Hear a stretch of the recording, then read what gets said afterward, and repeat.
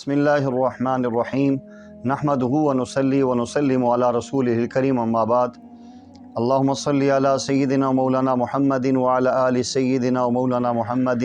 طب القلوب ودوائها وعافیت الابدان وشفائها ونور الابصار وضیائها وعلی آلہ وصحبہ وبارک وسلم تسلیما کثیرا کثیرا۔ اگر کوئی بندہ بد مزاج ہے، بد اخلاق ہے، انسانیت سے گری ہوئی اخلاقی گراوٹ کا شکار ہے، خامد ہے، بیوی اس سے تنگ ہے، بیٹا ہے، ماں باپ اس سے تنگ ہیں، دوست ہیں، اس کے رفقاء اس سے تنگ ہیں، کسی بندے کے اندر بد اخلاقی ہے اور بد مزاجی ہے، بد کلامی ہے، آپ اس انسان کو راہ راست پر لانا چاہتے ہیں کہ اس کے اخلاق درست ہو جائیں، اس کا مزاج ٹھیک ہو جائے، اس کے اندر اس کی سیرت و کردار کا بہترین انسان بن جائے، اس بندے کے لیے سب سے پہلے تو دو کام کرنے ہیں۔ سب سے پہلا کام یہ ہے،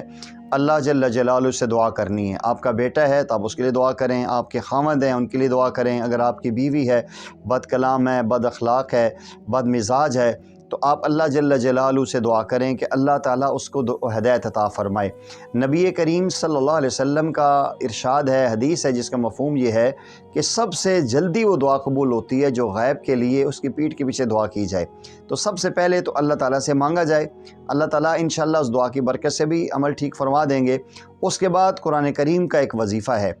آپ نے یہ دو جملے بولنے ہیں۔ ایک تو 111 مرتبہ یا بدیع السماوات والارض یا مانع، یا بدیع یہ پورا ایک جملہ میں نے بنا دی، یا مانع الگ ہے، یا بدیع السماوات والارض ہے۔ آپ نے 111 مرتبہ روز کسی بھی وقت اس بندے کا تصور کر کے جو بد مزاج ہے، بد اخلاق ہے، بد کلام ہے، اخلاقی گراوٹ کا شکار ہے، گالم گلوچ کرتا ہے، زندگی سب کی گھر والوں کی اجیرن کی ہوئی ہے، اللہ تعالیٰ سے دعا مانگ کے 2 رکعت مصلاۃ حاجت، اور اس کے بعد 111 مرتبہ اول آخر درود شریف پڑھنے کے بعد درمیان میں 111 مرتبہ یا بدیع السماوات والارض یا مانع، یا بدیع السماوات والارض یا مانع،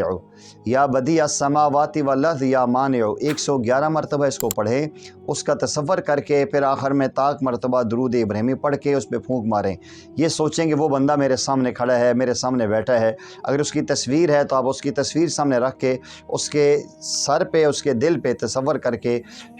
ایسے پھونک مار دیں، پھر اللہ جل جلالہ سے دعا کریں کہ اے اللہ اس قرآن کریم کی آیت مبارکہ کی برکت سے یا بدیع السماوات والارض یا مانع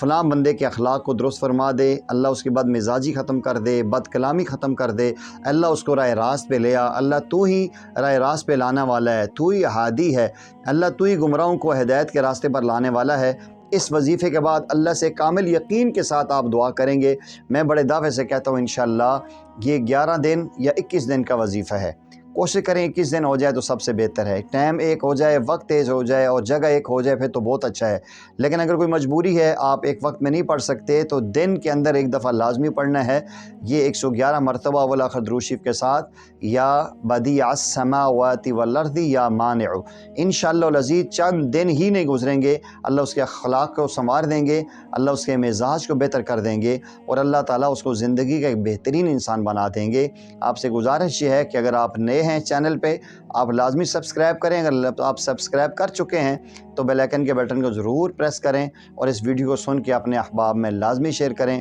وآخر دعوانا ان الحمد للہ رب العالمین۔